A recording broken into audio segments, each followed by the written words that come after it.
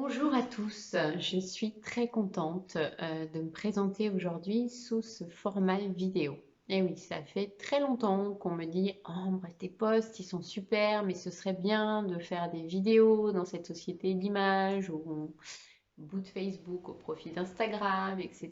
Donc voilà, c'est chose faite. Depuis le 20 septembre, j'ai le plaisir de vous annoncer mon déménagement avec mon époux et mon petit garçon à Montauban, dans la région du Tarn, au soleil.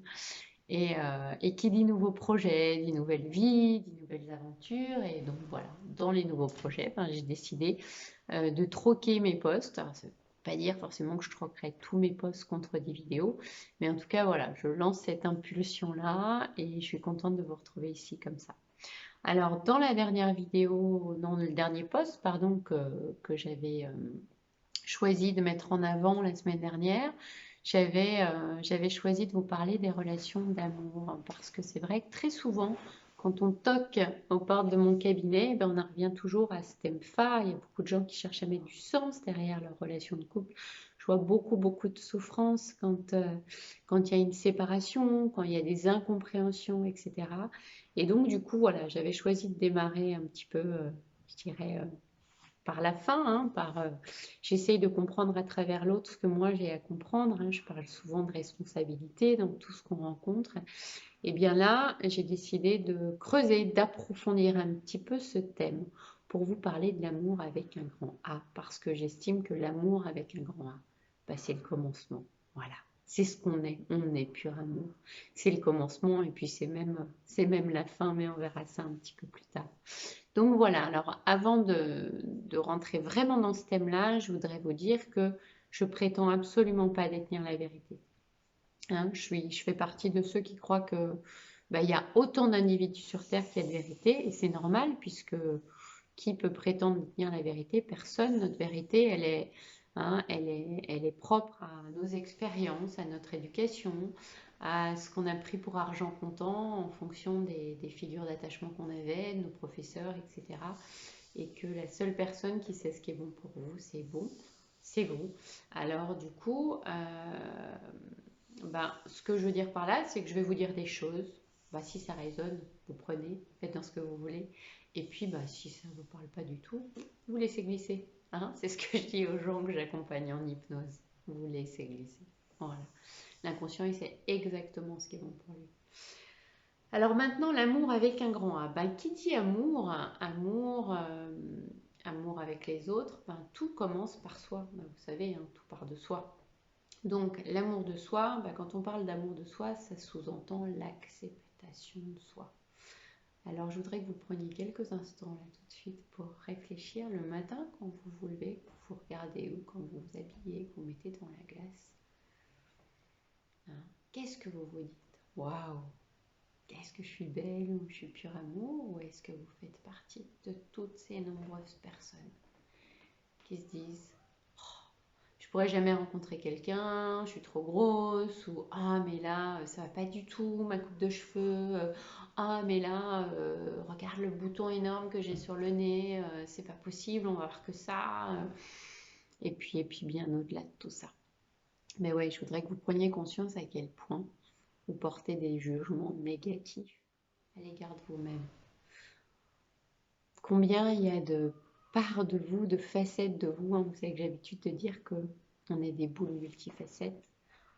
Pourquoi vous êtes aussi dur envers vous, envers certaines parties de vous?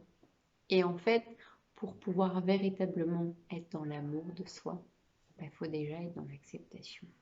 Comment vous voulez, comment voulez-vous, prétendre être bien en amour, rencontrer quelqu'un, être dans une relation harmonieuse face à quelqu'un qui vous dit oh, t'es merveilleuse à partir du moment où vous ne vous aimez pas? Vous le savez, hein, j'ai l'habitude de dire, et je crois que je l'ai dit dans le post précédent, ce qu'on rencontre à l'extérieur n'est que le reflet de notre intérieur. Oui. Donc à partir du moment où vous êtes dans l'attente, hein, d'un partage équilibré et harmonieux dans une relation amoureuse, faut déjà commencer par vous aimer vous-même. Ok? Alors vous allez me dire, oui, c'est bien beau, Ambre, hein, mais comment on fait pour s'aimer soi-même? Haha, une grande question. Mais déjà, c'est arrêter de prendre pour argent comptant tout ce qu'on vous dit, hein. Et puis arrêter de vous calquer à des modèles, etc., etc. C'est en fait commencer par être ce qu'on appelle un observateur conscient. C'est quoi un observateur conscient? Ben, c'est quelqu'un qui prend un peu de hauteur, un peu de grandeur, qui monte sur son échelle et puis qui se dit, ben là, je vais m'interroger et puis vérifier que ce qu'on dit de moi, l'étiquette qu'on m'a collée, c'est vraiment moi. C'est déjà être ça, cet observateur conscient. Très souvent, j'ai des gens qui me disent, ah, vous comprenez, moi j'ai toujours été très timide, et puis ceci, et puis cela, et puis moi quand je découvre la personne, c'est pas du tout l'impression qu'elle me donne. Mais non, parce que la vie, elle est mouvement. On change, nos expériences nous permettent justement de nous remettre en question, d'évoluer, de grandir en conscience. Donc déjà, c'est est-ce que je suis vraiment la personne qu'on m'a dit que j'étais, hein? Et puis prendre conscience que la vie est mouvement, ben oui, parce que d'ailleurs dans la vie, hein, ce qui permet de prendre conscience que la vie est mouvement, c'est nos émotions. Hein. On n'est jamais tout le temps triste ou tout le temps joyeux ou tout le temps en colère. Ben non, nos émotions, ça nous permet vraiment de comprendre qu'on est des êtres vivants et vibrants. Et on peut même les utiliser, nos émotions. Ça, on pourra voir ça dans une autre vidéo. Je l'ai déjà abordé dans un post qui porte sur la polarité, qui permet de voir à quel point même on peut les utiliser pour, euh, pour amener à soi ce qu'on veut. Mais ce n'est pas le sujet du jour. Aujourd'hui, c'est vraiment de comprendre. Hein, moi, ça fait des années que je bosse sur moi. Alors, je dis pas qu'il faut bosser sur soi des années pour en arriver au niveau de compréhension que j'ai, parce que je dirais que il y a des gens qui ont besoin de plus de temps que d'autres. Hein, voilà. Puis il y a des gens qui comprennent très très vite. Et puis tout dépend de là où on en est. Est-ce qu'on est prêt à recevoir cette information? Mais je dirais qu'en fait, on est vraiment prêt à bouger quand on prend la responsabilité de sa vie. Hein. C'est comprendre qu'on est créateur de tout ce qu'on rencontre, ou co-créateur quand on est dans des relations, voilà, dans un espace de relation. Mais je dirais que déjà, c'est de prendre conscience qu'on porte le poids de tous ces jugements, de toutes ces étiquettes qu'on nous a collées sur le dos. Et là, je vous demande vraiment, vraiment de devenir des observateurs conscients, en prenant conscience que ce qui était vrai hier, même si c'était vrai, bah, c'est pas forcément vrai aujourd'hui. Et que justement, on est là pour grandir, on est là pour évoluer. Et je ne serais pas étonnée qu'il y ait plein d'étiquettes qu'on vous a collées qui ne vous ressemblent plus du tout aujourd'hui. Voilà. Et c'est cette personne qu'il faut regarder. Alors après, je parlais de responsabilité dans tout ce qu'on rencontre. Ouais. Ça, c'est une des clés qui est fondamentale aussi à intégrer, à infuser en soi. On est responsable de tout ce qu'on rencontre. Ben oui, puisque notre extérieur n'est que le reflet de notre intérieur. Donc à partir de là, on comprend que l'extérieur va être un indicateur. Et que tant qu'on se met dans la position de victime, ah ben j'ai vraiment pas de chance en amour ou en ceci, en cela, mais du coup c'est compliqué de changer. Voire c'est pas possible. Mais après vous avez le choix. Hein, il y a libre arbitre. Alors toujours pour ceux qui me connaissent bien, hein, vous savez que j'ai l'habitude de dire tout est juste, parfait, à sa place au moment où on le rencontre. Mais oui, parce qu'en fait c'est vous qui avez choisi tout ça. Hein, il n'y a pas de hasard. Mais non, moi j'ai cette conviction intime, c'est qu'il n'y a pas de hasard. Alors après vous prenez pas. Mais si vous prenez, si vous faites partie de ceux qui pensent qu'effectivement il n'y a pas de hasard, mais il n'y a pas de hasard, c'est vrai pour tout, c'est pas vrai pour certaines choses et puis pas sur d'autres. Donc s'il n'y a pas de hasard, ça veut dire que depuis le commencement, il n'y a pas de hasard. Ça veut dire que vous êtes venu sur cette terre, dans la matière, expérimenter un certain nombre de choses. Pourquoi? Eh bien pour vous rappeler l'amour que vous êtes, pour vous rappeler que vous êtes pur amour. Alors qu'est-ce qui me fait dire, moi et puis d'autres, hein, que vous êtes pur amour? Mais tout simplement parce que vous êtes né de la rencontre entre deux âmes, deux êtres. Et que à partir du moment où vous avez choisi de vous incarner dans le ventre de cette maman, grâce à ce papa, mais c'est vous qui l'avez choisi. Ah bah, s'il n'y a pas de hasard, c'est vous qui l'avez choisi. Et puis, quand on comprend que l'amour, c'est ce qui permet justement la rencontre entre deux êtres, deux âmes qui vibrent à la même fréquence que vous, et bien là, vous comprenez que vous êtes pur amour. Voilà. Par contre, vous l'oubliez. Ah oui, ça, on l'a un peu tous oublié parce qu'à la naissance, même si dans les nouveaux enfants, il y a des hélices ADN en plus, même s'il y a plein d'enfants, et moi, ça me, ouais, je vais être vulgaire, ça me met sur le cul quand en séance j'entends. Bah oui, je me rappelle qu'il y avait quelqu'un d'autre dans le ventre de maman, et puis hop, il est parti, comme ça. Et là, la maman qui regarde avec des grands yeux qui dit, bah oui, c'est vrai, mais c'est fou ça. J'avais entendu à l'accouchement que le docteur a dit à la sage-femme, vous voyez ça, c'est le jumeau qui n'a pas tenu. Et qui n'a même pas pris le temps d'en parler à la maman. Peut-être pour pas la priver effectivement de la joie merveilleuse d'avoir mis au monde un enfant en bonne santé. Néanmoins, il y a des enfants qui se souviennent. Mais pour la majorité d'entre nous, ben, on oublie. On oublie plein de choses et on oublie le avant la naissance. Avant cet Éden matriciel où tout était fusion dans le ventre de maman. Hein. Et donc du coup, bah, qu'est-ce qui se passe? Vu qu'on oublie qu'on est pur amour, bah, on a tendance à croire au moment de la naissance bah, qu'il va falloir quémander cet amour. Maman, j'ai froid. Il va falloir se mettre en mode survie, hein, partir en bas de la pyramide de Maslow. Besoin de manger, besoin de se protéger, besoin de se nourrir, de se vêtir. Et donc là, du coup, ben, on va faire plaisir à papa, maman, on va se mettre en petit animal qui a besoin de ses parents pour tout. Et puis pour les êtres qui en ont fait une vérité de ça qu'on avait besoin de l'autre pour se rappeler qu'on était pur amour, pour recevoir de l'amour, de l'attention, de la protection, ben, il faut être comme on nous demande d'être. Et c'est ce qui fait que d'ailleurs, vous avez certainement pu voir au cours des expériences de vie, de couple avec qui vous avez échangé, que vous croisez, que vous côtoyez même au quotidien. Il y a des couples qui ressemblent un petit peu à des couples père-fille ou mère-fils. Hein, ben oui, c'est des couples qui ont un petit peu oublié que la fusion, c'est la confusion. Et qu'on ne nous demande pas de fusionner ou d'aller chercher l'autre ou de quémander l'amour de l'autre, mais qu'on nous demande justement, à travers nos expériences de vie, de nous rappeler qu'on est ce pur amour.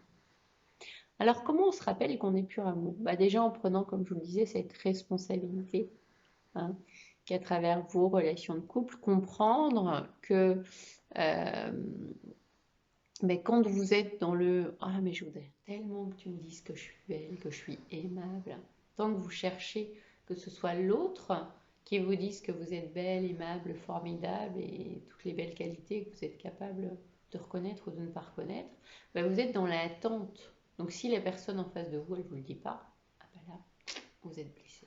Et là, c'est terrible. Et là, c'est le drame. Ou si la personne, elle vous quitte, c'est oh, mon Dieu, ma vie s'arrête. Bah oui, c'est un petit peu comme ces couples, hein, je crois que je l'ai abordé dans le post précédent, qui disent bah voilà, je te présente ma moitié. Ta moitié, ta moitié. Vous savez qu'un mot, c'est un mot, hein, ça en dit long. Hein. C'est quoi la moitié? Ça sous-entend qu'en fait, si on n'est plus avec l'autre, on est amputé d'une partie de nous. Ça veut dire qu'on n'est pas des êtres complets? Ah non, c'est tout sauf ça l'amour. L'amour, c'est de comprendre que justement, sans l'autre, je suis bien, je suis une personne à part entière. Puis avec l'autre, qui est une personne aussi à part entière, à deux, on forme quelque chose de plus grand, quelque chose de plus beau, parce que moi j'ai l'habitude de dire à deux c'est mieux, et je le crois vraiment intimement, parce que là l'amour il se multiplie, mais c'est le vrai amour. C'est pas parce que on me dit que je suis belle que je me sens belle, mais non, tout part de soi. Et c'est justement prendre la responsabilité de cet amour, de cette vie, c'est comprendre que justement toutes nos rencontres, comme nos parents, n'étaient pas là par hasard.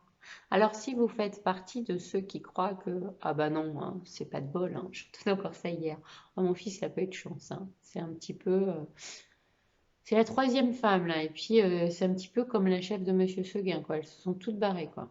Bah ouais, ok, bah ok, on peut se dire qu'on n'a pas de chance, mais on peut aussi se dire pourquoi je rencontre ça, puisque l'extérieur, c'est le reflet de mon intérieur.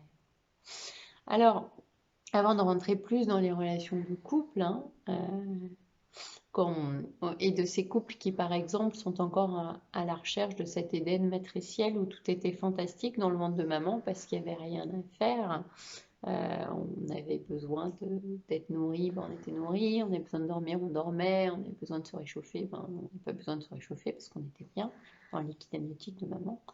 Ben, ce qu'il faut comprendre, c'est que la naissance, effectivement, c'est très douloureux pour la majorité d'entre nous, et qu'il y a déjà cette blessure qui se met en place au niveau collectif de croyance de la séparation.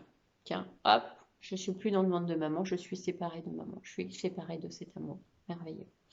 Mais non, pas du tout. Ça, c'est une histoire qu'on se raconte. Et donc il y a déjà cette blessure, cette illusion de séparation. Et puis, au cours de l'enfance, en plus de cette première blessure qu'on a de manière assez collective, même s'il y en a qui vont la développer de manière vraiment prédominante, hein, mais tout enfant, et je dis bien tout enfant, va rencontrer un certain nombre de blessures. Alors, dans les grandes blessures, il y a Lise Bourbeau qui avait écrit un bouquin, hein, Les 5 blessures de l'âme qu'on peut de soi-même, qui elle-même avait dû s'inspirer grandement des travaux de Virginia Satir, et on s'en fiche de savoir qui s'approprie les blessures, qui va les développer. Hein. Je pense à Patricia D'Angeli qui, elle, en plus des 5 blessures, maintenant met en avant la blessure de l'enfant roi, l'enfant sorcier, ces enfants voilà, issus par exemple de couples thérapeutes, chefs d'entreprise. Tout enfant va rencontrer des blessures, il n'y a pas de jaloux quoi. Et parmi les grandes blessures, on retrouve la blessure de l'injustice, le rejet, l'humiliation, la séparation, l'abandon, la maltraitance, la non-reconnaissance. Et on va tous subir ces blessures-là, ou en tout cas une partie de ces blessures, avec une blessure prédominante qui se met en place en général entre 0 et 3 ans, et puis dans le socle de l'enfance, ben, une autre blessure secondaire. Et tant qu'on n'ira pas se confronter à cette blessure hein, qui nous est offerte comme un plateau, enfin comme sur un plateau, comme un cadeau déguisé. Voilà, moi j'appelle ça des cadeaux déguisés. Alors, évidemment, je mets des guillemets, mais oui, ce sont des cadeaux, puisqu'en fait, la vie vous tend ces expériences pour vous confronter à cette blessure, pour pouvoir aller dans vos profondeurs, aller dépasser, transformer cette blessure. C'est un vrai boulot d'alchimiste. Hein. On peut sublimer absolument toutes nos blessures. Et ça, c'est la bonne nouvelle. Et on n'a pas besoin d'avoir nos parents en vie pour sublimer ces blessures parce qu'on est à même, nous, puisqu'on est des êtres complets, de dépasser n'importe quelle blessure. Voilà. Donc évidemment, en grandissant, en plus de ces blessures, ben, on va subir, et puis autour de ces blessures, je dirais même, on va subir des jugements hein, qui vont entourer notre enfance. Des jugements, des étiquettes. Alors moi, personnellement, je suis là aussi pour parler de moi. Hein. Je suis là pour me dévoiler. Je ne suis pas là pour être la grande prêtresse qui dit « moi, tout va bien, moi, tout est dépassé hein. ». Non, non, sinon, je ne serais pas là. Néanmoins, ben moi, dans mes grandes blessures, j'avais le rejet. J'avais le rejet, je pense qu'il y a des moments où je peux ressentir ouais, l'humiliation aussi. Il y avait la comparaison en permanence avec ma grande sœur, c'était la part des profs, c'était ah ben dis donc, elle n'est pas comme sa sœur, hein. Bah oui, parce que moi je parlais, puis l'école, ça m'emmerdait quoi. Je ne trouvais pas de sens. J'ai mis beaucoup plus tard, j'ai mis des années, il a fallu que j'ai mon bac et que je sois dans mes études supérieures pour commencer à mettre du sens derrière mes études. Donc du coup, forcément, il y avait cette comparaison, bah, je suis pas assez bien, quoi. Je suis pas assez aimable, je suis pas ce qu'on attend de moi. Et puis pire, hein, à mes yeux en tout cas, j'avais mon père qui me disait pas, bah non, t'es pas comme ta soeur, mais il me disait, bah, tu sais, ma fille, mon plus beau cadeau, c'est que tu travailles bien à l'école. Waouh! Et là, moi, en tant qu'enfant, c'était quoi le raccourci dans mon cerveau? Alors, le plus beau cadeau de papa, c'est que je travaille bien à l'école et moi, je ne me sentais pas travailler bien à l'école. Je galérais, j'aimais pas ça. Ma soeur avait des meilleures notes que moi. À chaque fois que je me présentais avec mon bulletin, c'était, je me faisais toute petite. Et je me disais, ben voilà, je suis pas suffisamment aimable. Voilà. Et il faut que je sois comme ça. Il faut que je travaille davantage pour être aimable, pour être aimée. Voilà. Et quand on commence à se raconter ces histoires-là, quand on nourrit cette croyance limitante qu'il faut être ceci, cela, il faut faire ceci et cela, alors que bah, y a rien à faire pour être aimé, pour vibrer cet amour, puisqu'on est pur amour. Et ça, j'ai mis des années à le comprendre. Alors, tant qu'on est dans cette croyance de bah, il faut faire des choses pour être aimé, bah, forcément, on ne se positionne pas comme je suis la personne la plus importante de ma vie. Et quand on n'est pas la personne la plus importante de sa vie, bah, on a tendance à faire passer les autres avant soi. Bah oui, les autres, ils sont mieux, c'est ce qu'on se raconte. Donc du coup, là, bah, moi j'entends très souvent des gens qui me disent ah ben voilà, moi je vais attendre que les enfants grandissent pour me séparer de mon conjoint parce que c'est important pour eux qu'ils aient des parents à la maison. Ben là, moi je dis non, non et non. Parce que si vous n'êtes plus dans une relation d'amour, s'il n'y a plus cette évidence dans l'amour que vous vibrez, si vous n'êtes plus sur cette même vibration avec votre conjoint, bah, ça ne sert à rien d'être dans le sacrifice, parce que là on ne parle pas de compromis, hein, on parle de sacrifice. C'est je me sacrifie pour le bien-être de mes enfants. Bah oui, mais vu qu'on est les premiers modèles de nos enfants, qu'est-ce qu'on leur donne comme message? On leur donne le message qu'il faut être dans le sacrifice pour les autres. Et là, bah, c'est le serpent qui se mord la queue. C'est le cercle vicieux. Voilà. Donc, tant que vous êtes dans ce il faut mériter cet amour, bah, c'est pas de bol, hein, parce que vous n'êtes pas prêt d'être dans et cet amour de soi et cette acceptation de soi, et donc ça ne permet pas non plus d'oser manifester réellement ce que vous êtes, hein, votre essence.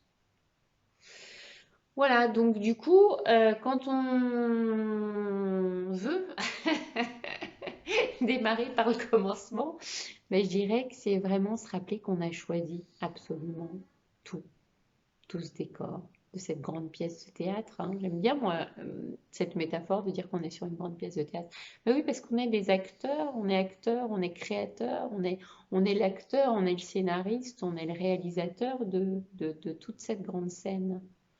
Donc, quand on a compris qu'on avait choisi ses parents pour pouvoir justement comprendre qui on était véritablement et se rappeler qu'on était des êtres de pur amour, bah, c'est vrai pour toutes les personnes qu'on va rencontrer. Notre fratrie, elle n'est pas là par hasard non plus, hein, si on a des frères et sœurs, hein. Notre conjoint ou toutes les personnes qui ont enrichi, qui ont croisé votre parcours de vie, bah, ils ne sont pas là non plus par hasard. Et il n'y a jamais eu d'erreur. Bah non, il n'y a pas d'erreur. Si on estime qu'il n'y a pas de hasard et que tout est juste parfait et à sa place au moment où on le rencontre, c'est qu'il n'y a pas d'erreur dans ce grand plan parfait et divin. Ok? Donc, à partir du moment où les souffrances, elles sont, la souffrance, elle est vécue par des séparations, des étiquettes, des rejets, et que à chaque fois qu'on est séparé de quelqu'un, que par exemple effectivement, voilà, on dit bah, ça y est, telle personne m'a quitté, oh là là, c'est terrible, c'est terrible, c'est terrible, on va se remettre en question, on va dire que c'est de notre faute, mais en fait non, on n'est pas là justement pour se dire ah bah j'ai fait quelque chose de mal. Chaque séparation, elle nous permet de comprendre que justement la vie nous donne une belle perche à saisir pour se rappeler qu'on est pur amour. Et cette prise de conscience, bah, elle peut être très très longue. Il y a des gens qui mettent des années, voire des vies, si on croit au vie antérieure, pour se rappeler qu'on est pur amour. Alors, tant qu'on cherchera notre vérité, hein, ou ce qu'on appelle l'âme sœur, moi j'adore ce mot-là, moi j'ai pas trouvé mon âme sœur, quoi. Est-ce que vraiment il y a une âme sœur? Si on part du principe qu'on est des boules multifacettes, on peut toujours rencontrer quelqu'un qui va vibrer avec vous des choses qui correspondent à différentes parties. Mais c'est vraiment cette vibration, on en parlera peut-être dans une autre vidéo, hein, on est vibration et cette vibration, elle évolue aussi au cours du temps, en fonction de nos prises de conscience, en fonction de notre croissance. Donc, tant qu'on cherche des validations à l'extérieur, ben on souffre parce qu'il n'y a aucun être qui pourra vous dire ce qui est bon pour vous. Il n'y a aucun être qui pourra vous aimer à votre place. Ça, c'est peine perdue, je vous le dis direct. Voilà.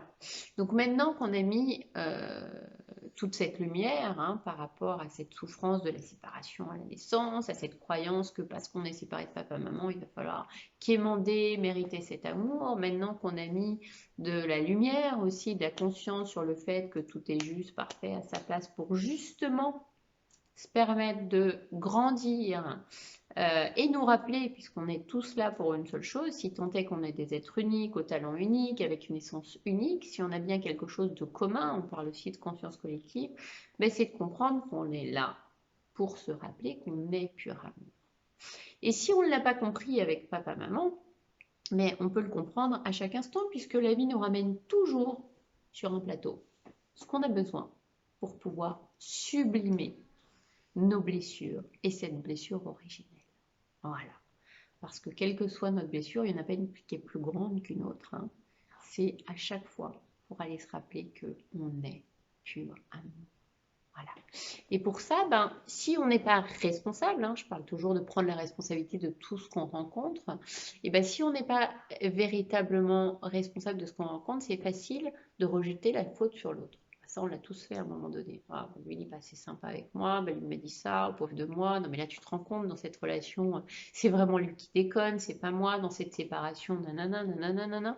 Mais à partir du moment où on est dans ce discours de dire j'ai pas de chance, je me suis fait plaquer comme une merde, hein, pardonnez-moi l'expression, mais c'est un truc qui revient régulièrement, ou j'ai vraiment pas tiré le bon numéro encore, hein, non, le prochain ce sera sûrement mieux, enfin j'espère, hein, parce que là vraiment, avec tout ce que j'ai compris, je comprends pas que j'en sois encore là dans mes relations amoureuses, bon il doit y avoir un truc, j'ai pas su demander correctement à l'univers, ou tout ce qu'on peut se raconter, tant qu'on est là-dedans, vous pouvez pas dire que vous êtes responsable de ce que vous rencontrez. Et vous ne pouvez pas non plus prétendre qu'il n'y a pas de hasard. Mais non, parce que s'il n'y a pas de hasard, c'est parfait. C'est parfait ce que vous rencontrez. Ok. Et c'est justement ce fameux plan divin qui vous permet d'expérimenter une relation qui va vous permettre d'aller grandir en souffrance. Voilà. Donc là, en ce moment, je suis en train de lire un bouquin d'un psychanalyste que j'aime beaucoup, hein, Moussa Nabati, sur ce fameux comme un vide en moi, où il va pointer vraiment les liens mère-enfant, mais aussi père-fils, père-fille. Mais je trouve que bonjour la culpabilité quand même, hein, même s'il dit qu'on n'est pas là pour le culpabiliser, je trouve que la manière dont il pointe le fait que si maman elle n'était pas bien au moment où elle portait l'enfant, l'enfant forcément il peut très vite développer ce que lui il appelle la dépression infantile précoce, que tous les dysfonctionnements possibles et inimaginables ils sont liés aux carences matricielles qui sont ici justement de cette période-là et de la première partie de vie de l'enfant. Bon, ok. Et je dis pas que je prends pas, hein, je suis la première à parler justement de l'impact de l'empreinte de naissance sur ces fameux 27 mois qu'entoure une incarnation jusqu'aux 9 premiers mois de l'enfant.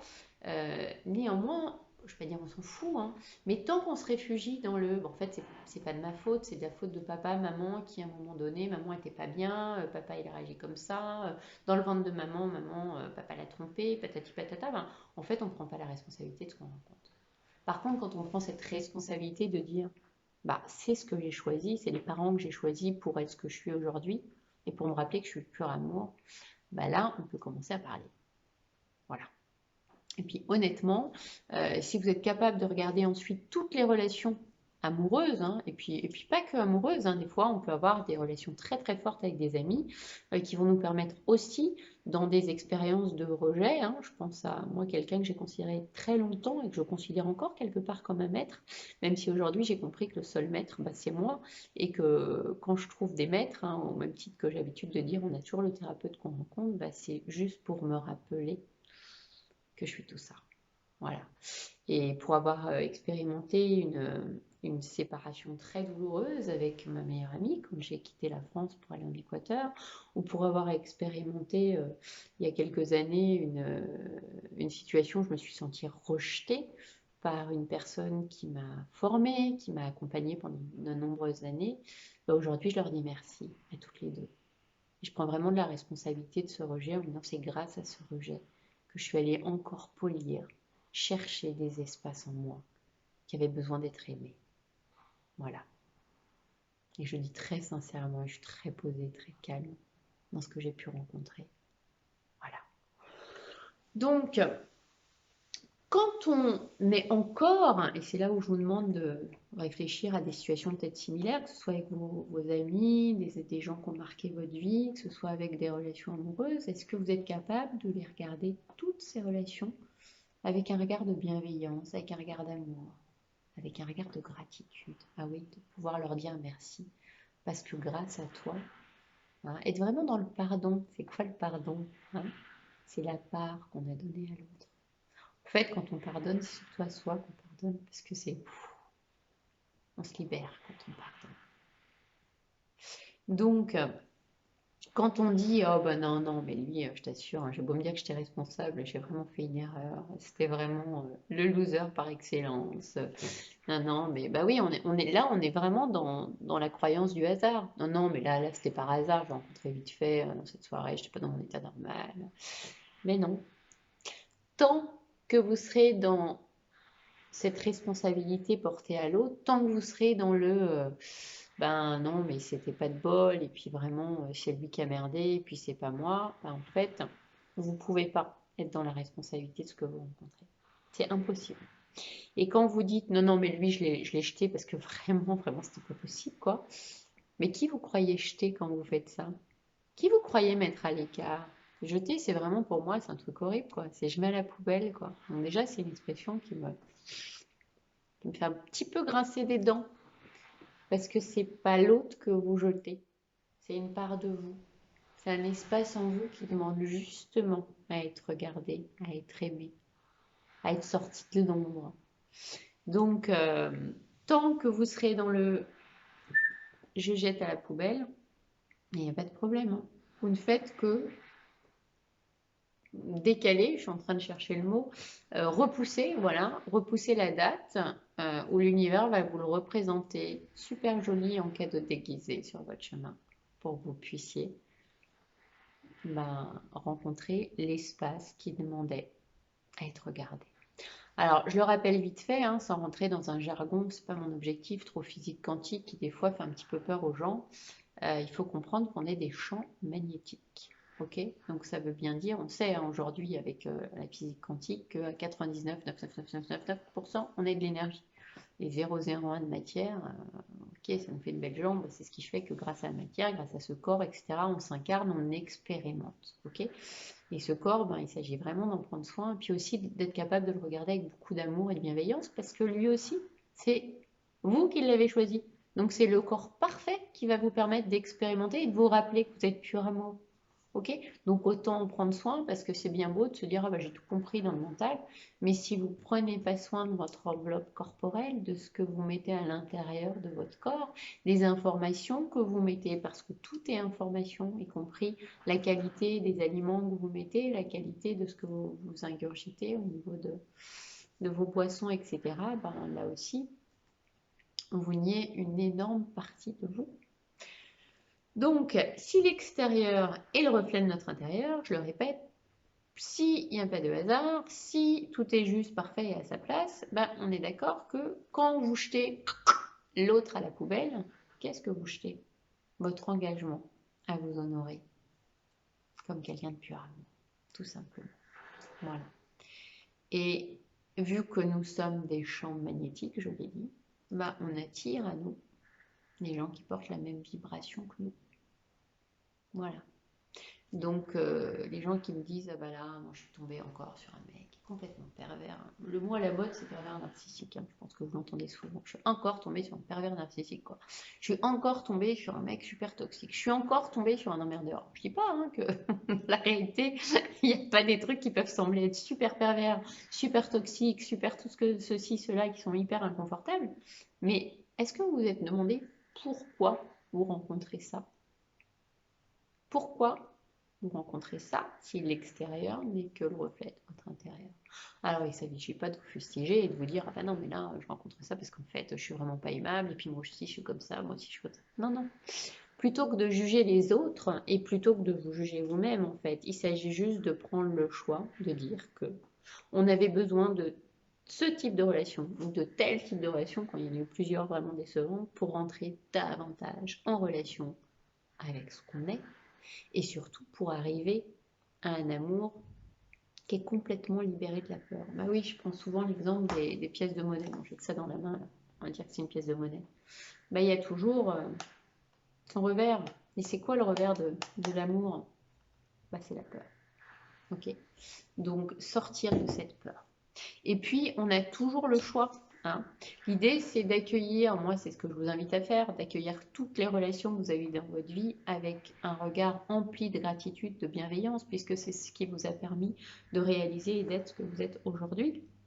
Maintenant, L'invitation, c'est toujours de regarder avec l'espace de votre cœur, hein, regardez avec votre cœur, cet espace énorme, ben, cet espace en vous qui a besoin de vibrer cet amour. Alors dans ce choix dont je parle depuis le début, hein, avec tout le libre arbitre, hop, qui vous appartient, c'est soit vous choisissez de continuer à vous mettre dans le rôle, le costume de la victime, moi j'ai vraiment pas de bol, hein, regarde encore sur qui je suis tombée, quoi.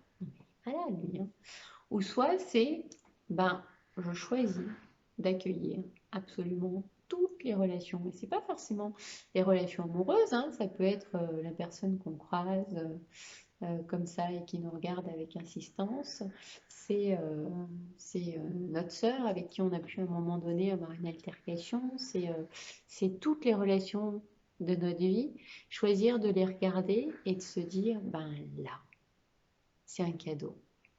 C'est un cadeau et choisir de remercier ce que la vie elle m'amène là à travers cette situation, ces circonstances, pour pouvoir vibrer l'amour pur que je suis. Voilà. Donc, je l'ai dit, ce travail, il commence avec ses parents, puisque au commencement, c'est nos parents qu'on a choisis pour expérimenter, pour se rappeler qu'on n'était plus amour.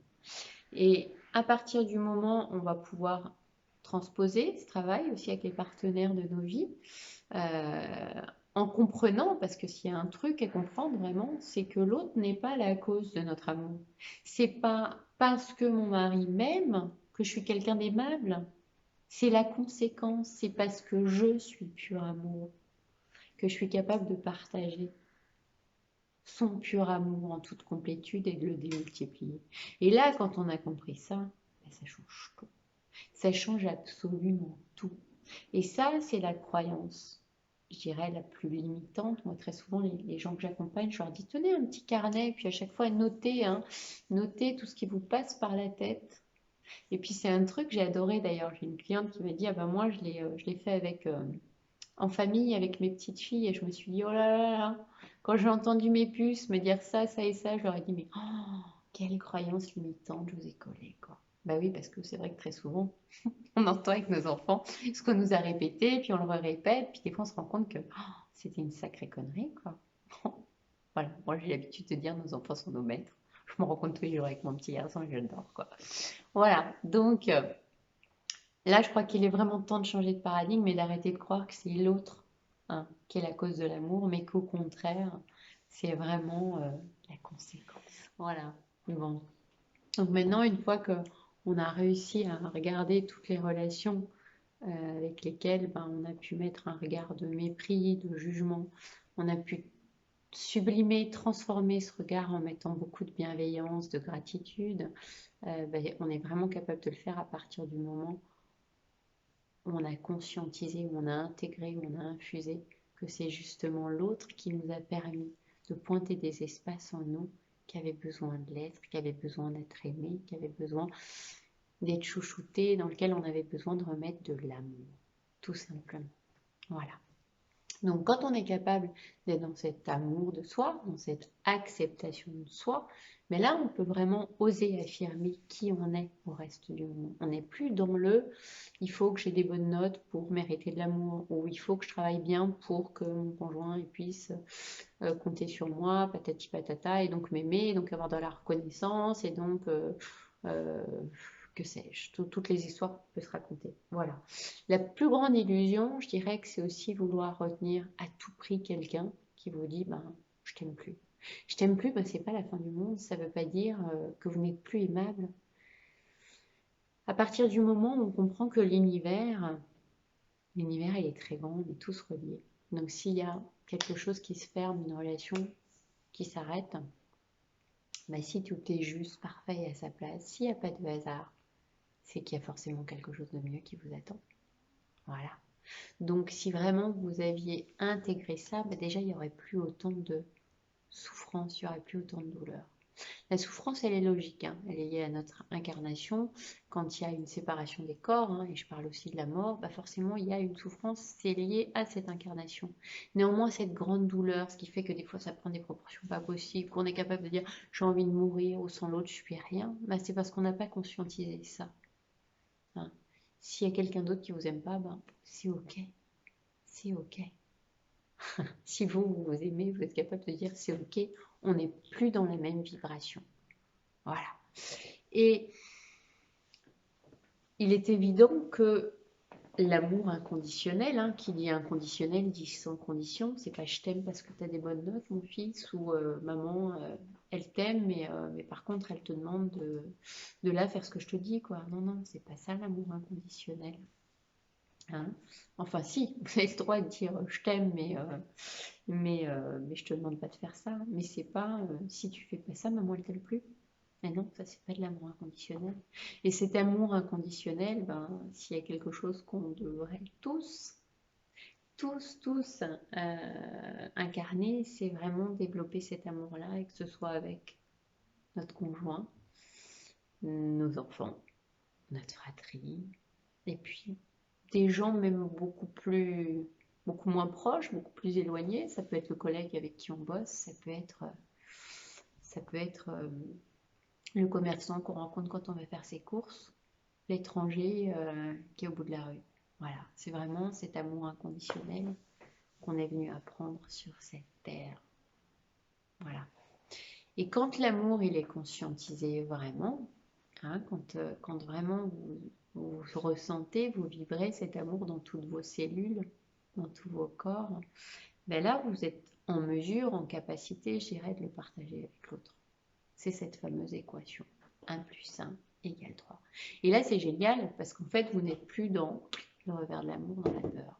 Vous n'êtes plus sur une relation qui est fondée sur la peur de perdre, sur l'illusion de la séparation, hein, qui est liée à cette fameuse naissance. On a eu l'impression, le sentiment d'être séparé et qu'il fallait mériter l'autre. Et donc, du coup, bah là, on n'est plus dans une relation de couple où si l'autre il nous appelle pas alors qu'il a l'habitude de nous appeler 15 fois par jour, c'est oh là là, bah, l'autre peut-être qu'il m'aime plus, j'ai peur de le perdre. Non. Et il y a quelqu'un qui en parle beaucoup mieux que moi. Hein. J'ai entendu une conférence assez super sur cette notion d'enfermement des couples dans la notion temps-espace. Ben oui, j'en parle dans mon livre Les secrets de la physique quantique que vous pouvez trouver aux éditions de Vinci. Euh, si vous enfermez le couple dans cette illusion d'espace-temps, hein, la fondation du couple, elle ne doit pas être enfermée là-dedans. Et c'est ce qui fait que très souvent, vous rencontrez des couples qui vous disent « Ah bah nous, on est ensemble depuis le collège, on va fêter, nous, 30 ans de couple, quoi. Waouh !» Ou ah bah nous, tu te rends compte, depuis qu'on est ensemble, on a déjà acheté une maison de campagne pour aller pendant les vacances, puis un bateau, et là, notion d'espace. Et si ces couples, vous leur demandez franchement, mais là aujourd'hui, tu l'aimes? Tu l'aimes ton mari ou tu l'aimes ta femme? Ah bah écoute, de toute façon, ça fait tellement longtemps qu'on est ensemble, regarde tout ce qu'on a construit, t'imagines si on se séparait? Et ouais, mais là, est-ce qu'on est vraiment dans de l'amour? L'amour, c'est celui qui nous fait dire, là, si j'y pense, qu'il soit à côté de moi ou à l'autre bout de la terre, bah, je la sens, cette même vibration, je le sens cet amour et c'est ok. C'est ok. J'ai pas besoin qu'il soit à côté de moi.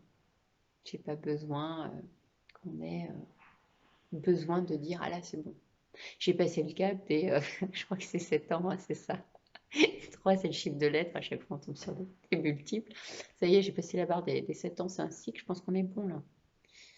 Mais non, c'est pas ça l'amour. L'amour véritable, c'est quand on sait que c'est ok. On est dans un amour libre. Et ça veut pas dire qu'on fait... Voilà, ça veut pas dire que ça remet en cause certaines valeurs qu'on peut partager autour de la fidélité, etc.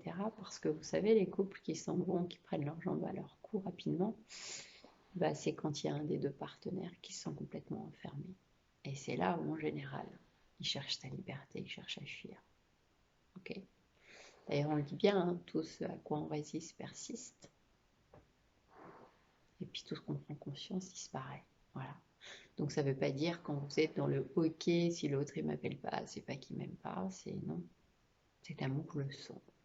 Il vibre et c'est normal parce que on sait grâce à la physique quantique que le temps et l'espace, ils n'existent pas. Voilà, bon, ben, on va s'arrêter là pour aujourd'hui parce que été bien bavarde comme à mon habitude, hein. C'est là où le format de la vidéo, ça permet pas de resynthétiser, là où je pouvais faire des coupes dans mes articles. Donc, on va s'arrêter là. Je vous demande peut-être de retenir que la vie, eh ben, les mouvements, qu'elle s'actualise à chaque instant, que la vie vous tend des perches magnifiques, aussi bien des cadeaux déguisés que des merveilleux cadeaux, euh, et qu'il n'y a pas de séparation. Donc allez-y, hein, expérimentez, vivez, rencontrez.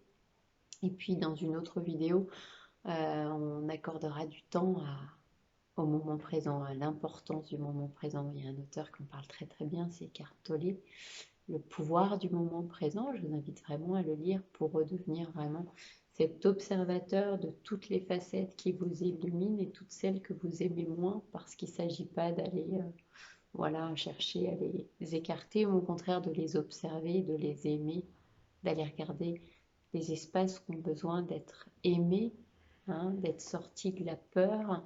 Et puis pour ça, on n'a pas besoin d'aller fouiller dans le passé jusqu'au tout début, ni d'aller projeter des angoisses qui se manifesteront certainement jamais à partir du moment où on va remettre de la conscience tout simplement et de la vie et incarner ce moment présent. Voilà.